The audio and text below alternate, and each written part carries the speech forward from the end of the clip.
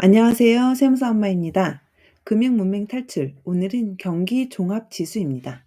경기 종합 지수. 들어본 것 같기도 하고 아닌 것 같기도 하고 그런 말이죠. 단어 뜻을 그대로 보면 경기를 종합해서 보여주는 지수다. 이런 말인데요. 이게 도대체 무슨 말이지? 이런 생각이 들죠. 예를 들어 볼게요. 우리 몸에 좋다는 비타민들이 많은데요. 그런 것 중에서 대표적으로 필요한 것들을 모아서 하나에 담아 놓은 것. 이게 종합 비타민이죠. 오늘 보는 경기 종합 지수가 이 종합 비타민 할 때 종합이에요. 그러니까 무슨 경기 관련된 걸 모아 놓은 거다 이런 뜻인 거죠. 비타민 C, D, E 이런 것처럼 각 부문별로 경기를 잘 나타내는 경제 지표를 먼저 선정을 합니다. 그래서 이 지표들을 이렇게 저렇게 가공을 해서 하나의 지수로 만드는 게 경기 종합 지수입니다. 그러니까 대충 종합 비타민처럼 하나로 만들었다. 이건 알겠는데 그렇게 또 잘 와닿지는 않죠. 뒤에서 조금 더 자세히 살펴볼게요. 이 경기라는 애는요. 시간의 흐름에 따라서 이렇게 움직입니다. 그래서 경기가 올라갔다 내려갔다 하잖아요. 우리가 지금 보고 있는 경기 종합 지수는 경기를 보여주는 지수인데 이게 종류가 있어요. 이 경기보다 빨리 가느냐, 늦게 가느냐 이런 거에 따라서 크게 세 가지로 나눌 수가 있습니다. 그래서 경기 선행 지수, 경기 동행 지수, 경기 후행 지수 이렇게 불러요. 그러니까 말 그대로 이 지수가 경기보다 빨리 가느냐, 경기랑 같이 가느냐, 경기보다 늦게 가느냐 이렇게 보는 겁니다. 경기는 시간의 흐름에 따라서 변하겠죠. 우리가 호황기다, 불황기다 이렇게 얘기하잖아요. 시간이 지나면서 경기가 좋았다, 나빴다 하는 거예요. 그러면 경기 종합 지수 중에 이 선행 지수는 뭐냐면요. 실제 경기의 속도보다 빠르게 경기 움직임을 보여줍니다. 그러니까 경기보다 좀 앞서 있잖아요. 경기 선행 지수가 좋다 그러면 '아 이제 뒤따라오는 경기가 좋아지겠구나.' 이렇게 판단할 수 있는 거예요. 동행 지수는 경기의 현재 상태를 알 수 있고 후행 지수는 뒤에서 보는 거죠. '아 경기가 좋았구나. 나빴구나.' 이렇게 판단할 수 있는 겁니다. 그래서 얘네들을 경기 선행지수, 경기 동행지수, 경기 후행지수 이렇게 부르기도 하고요. 실제로는 아래 이름으로 많이 부릅니다.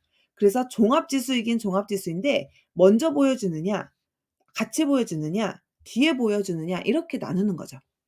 이 지수들은요. 각각의 요소들을 가공해서 만들어요. 여기 있는 이 검정색 글씨 있죠. 이 요소들이 비타민 C, D, E 같은 애들인 거예요. 그래서 이런 애들을 다 모아다가 막 가공을 해요. 그래서 하나의 지수로 딱 만들어 놓습니다. 얘가 종합 비타민이죠. 그래서 이 세 가지를 합쳐서 크게 보면 오늘 우리가 보는 경기 종합 지수라는 말이 되는 거고요.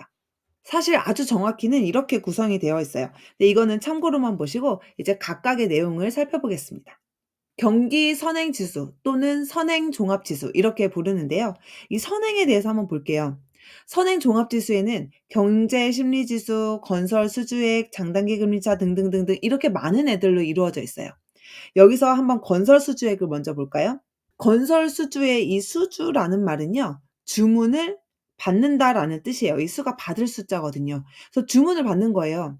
건설 수주란 발주자가 제시하는 건설 공사물을 건설업체가 완공해 주기로 한 것에 대한 쌍방 간 계약으로 이루어지며 금액과 납기 등으로 표현된다. 이렇게 표현이 되어 있는데요. 그 쉽게 말하면 계약한다. 요 정도로 받아들이시면 돼요. 그러니까 건설을 수주한다 그럼 "나 여기다가 10 층짜리 건물을 지을 건데 이걸 지어 주실래요?" 그러면 "오케이." 하고 계약을 하는 거예요. 이 건설 수주액은 "이제 건물 지을 거야."라고 계약한 액수를 말해요. 그러면 건물을 지으려고 계약을 했다면 당연히 뒤에 이어서 여기저기서 공사가 시작이 될 거겠죠. 그러면 건설 경기가 좋아지겠죠. 그래서 건설 수주액은 앞으로 다가올 경기를 미리 보여주는 선행지수 중 하나가 되는 겁니다. 그다음으로 장단기 금리차를 볼게요. 장단기 금리차는요. 우리가 예전에 봤던 영상이 있어요. 자세한 설명은 기존 영상을 참고해 주세요. 여기서는 간략히 보겠습니다. 장단기 금리차는요. 말 그대로 장기 금리에서 단기 금리를 뺀 거를 말해요. 내가 1억을 빌려주는데 이 사람은 3개월 있다가 갚는다고 하고요. 이 사람은 10년 후에 갚는다고 해요. 그러면 이자율을 똑같이 적용하진 않겠죠. 왜냐하면 10년 후에는 이 사람이 죽었을지 살았을지조차 모르잖아요. 그러니까 그만큼 불확실성이 크거든요. 그래서 보통 단기 이자보다 장기로 돈을 빌려줄 때 이자가 비쌉니다. 그런데 예전에 이런 걸 봤었죠. 미래의 경기가 좋아지면 투자랑 소비가 좋아질 거고 그러면 돈이 많이 필요할 때니까 돈값인 금리가 오른다. 이렇게 보는 거죠. 그러면 경기가 나빠지면 어떻겠어요? 화살표를 다 반대로 생각하면 되겠죠. 여기서 장기 금리가 내려간다. 이 말은요. 사람들이 '미래 경기를 안 좋을 거야.' 이렇게 생각한다는 거예요. 그러니까 장기적으로 금리가 점점 내려갑니다.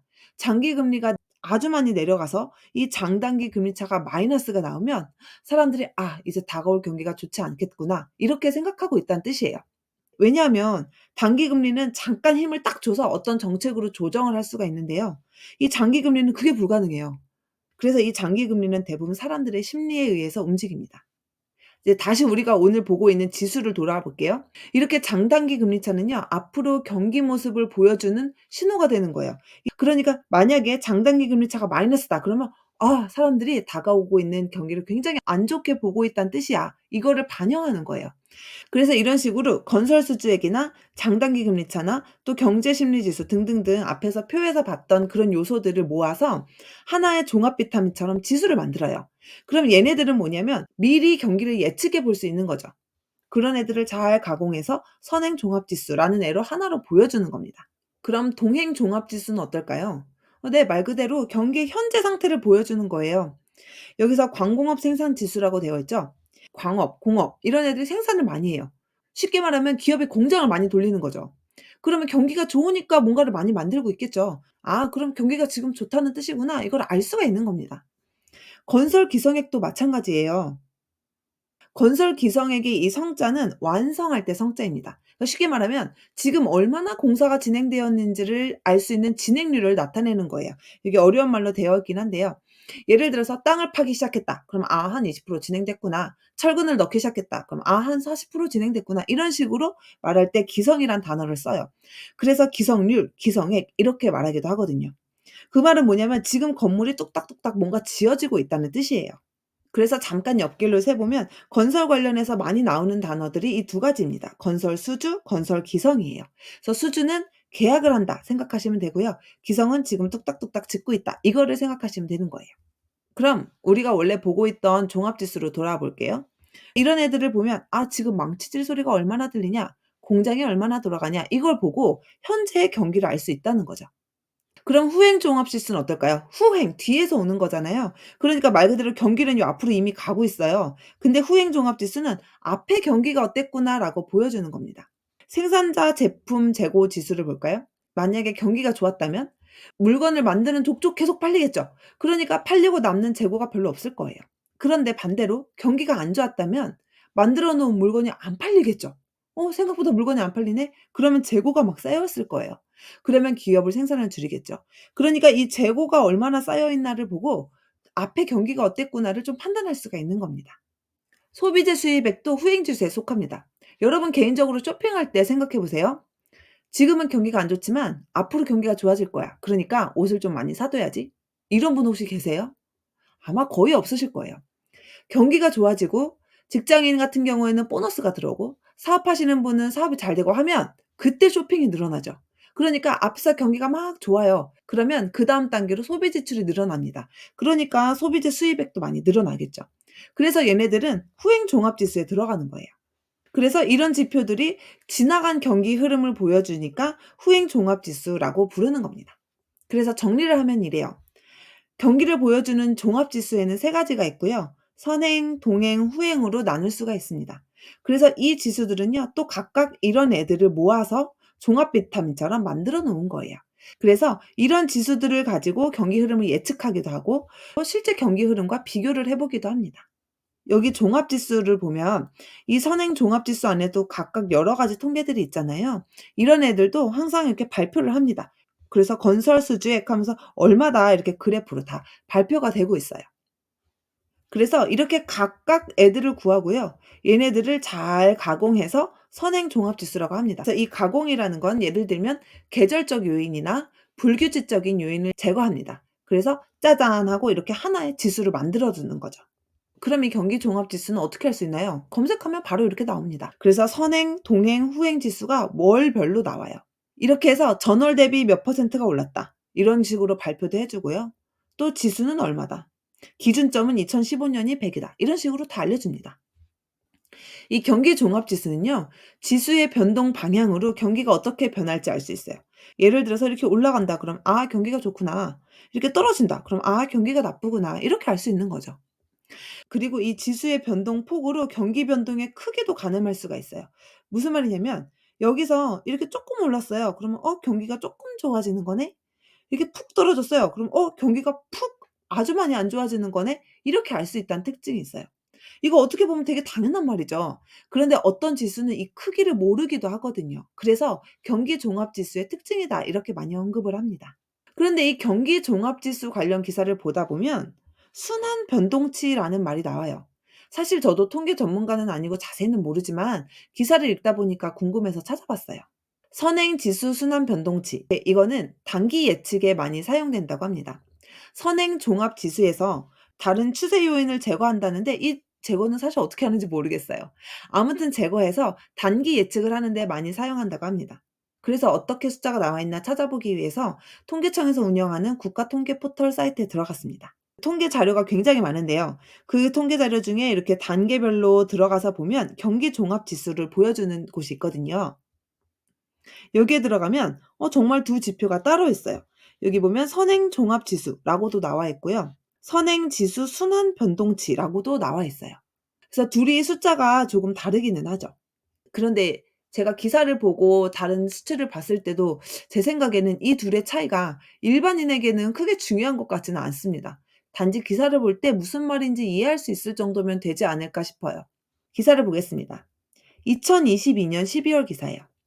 연말 특수 실종 9,980원 케이크 불티. 경기 동행 지수 2년 반 만에 최대폭 하락. 이렇게 되어 있습니다. 하락했는데 최대폭 얼마나 하락했는지도 나오죠. 선행 지수도 5개월째 뒷걸음이래요. 그러니까 앞으로도 경기가 안 좋을 거야 이런 이야기를 하고 있는 겁니다. 현재 경기와 미래 경기 전망을 나타내는 지표가 7개월 만에 동반 추락했다. 동행 종합지수 순환 변동치는 전월보다 0.7포인트 감소해 7개월 만에 하락 전환했다. 여기서 동행 종합지수 순환 변동치 이렇게 설명을 하죠. 너무 어렵게 생각할 필요는 없어요. 우리가 동행 종합지수는 이제 아니까요. 경기의 현재 상태를 보여주는 동행 종합지수 이야기를 하고 싶구나 이렇게 이해해도 좋을 듯합니다. 그래서 기사에서는 이 동행 종합지수 순환 변동치가 7개월 만에 하락을 했다고 하죠. 또 향후 경기를 예측하는 선행 종합지수 순환 변동치도 내려갔다라고 이야기를 하면서 선행 지수가 6개월 연속 하락하면 본격적인 경기 하락의 신호로 해석된다. 이렇게 이야기를 합니다. 그러면서 고물가와 고금리가 장기화하면서 소비 심리가 급격히 냉각되고 있다. 연말 특수가 사실상 실종됐다라는 평가가 유통업계에서 나온다. 이런 이야기를 계속합니다. 이거 뭐예요? 계속 지금 경기가 안 좋아. 현재도 안 좋고 앞으로도 안 좋을 거래. 이런 얘기를 하고 있는 거예요. 그러면서 컵라면 매출이 늘어났다고 왜 늘어났냐? 한 끼를 간단히 때우는 소비자가 늘어났다. 편의점에서도 저가 상품을 내놓으면서 저가 상품에 대거 몰린다. 다 무슨 얘기예요? 지금 다 경기가 안 좋아. 이런 얘기를 계속하고 있는 거죠. 여기 보면 자영업자 중 68.6%는 올해 매출 실적이 지난해보다 줄었다고 응답했다. 평균적으로 올해 매출은 15.5%, 순이익은 12.4% 감소했다. 앞에서와 같은 얘기죠. 2022년 12월에 지표상으로 이렇게 경기가 안 좋다는 시그널이 있었어요. 지금은 2024년이죠. 2023년 초반을 생각하시면 그때 경기 상황이 어땠나 떠올려 보세요. 아마 이 통계 지표가 실제 경기를 잘 반영했나? 이렇게 비교해 보실 수 있을 거예요. 다음 기사입니다. 이거는 최근 기사예요. 2024년 3월인데요. 새해 첫 달 생산이 0.4% 늘었다고 하네요. 아까 본 기사가 2022년 12월이니까 이게 거의 1년 뒤에 나온 기사거든요. 1년 전에는 "현재 경기가 안 좋다. 앞으로 경기도 안 좋을 거다." 이런 얘기를 했었죠. 그런데 이제 올해 시작하고 올해 초반에는 "새해 첫 달 생산이 늘었다." 이런 이야기를 하고 있습니다. 그러면서 "작년 하반기부터 지속된 경기 회복 흐름이 계속 이어지고 있다는 분석이다." 이렇게 얘기를 해요. 그러니까 작년 초반에는 안 좋아하다가 작년 하반기부터 경기가 회복을 하고 있었는데 "그 흐름이 계속 이어지고 있다." 이런 얘기죠. 앞에서 했던 얘기를 자세히 풀어갑니다. 4월 통계청이 발표한 이런 통계에 따르면 지난 2월 전 산업 생산은 전월 대비 0.4% 증가했다. 생산이 증가했다라는 거죠. 그리고 소비 수준을 나타내는 소매 판매액 지수도 증가했다. 소비도 증가했다는 뜻이에요. 그리고 투자 측면에서는 이런 큼직한 것이 마이너스를 기록해서 그래서 우리 전월 대비 5.6% 감소한 거다. 이렇게 설명을 해주고요. 반면에 건설 기성은 늘어났다. 이렇게 얘기를 합니다. 그런데 혹시 아까 제목 기억하세요? 아까 제목에서는요. "건설 수주가 감소했다."라고 했거든요. 같은 건설 얘기인데 좀 다른 말을 하고 있죠. 우리 중간에 건설 기성과 건설 수주에 대해서 봤었죠. 그러니까 건설 기성, 기성이 늘어났다고 하니까 공사가 많이 되고 있다는 소리입니다. 여기저기서 지금 뚝딱뚝딱 망치질을 하고 있다는 소리예요. 그런데 반면 건설 수주가 감소했다는 건 '앞으로 건설할 거야.' 이게 줄었다는 뜻이잖아요. 그래서 이렇게 설명을 해요.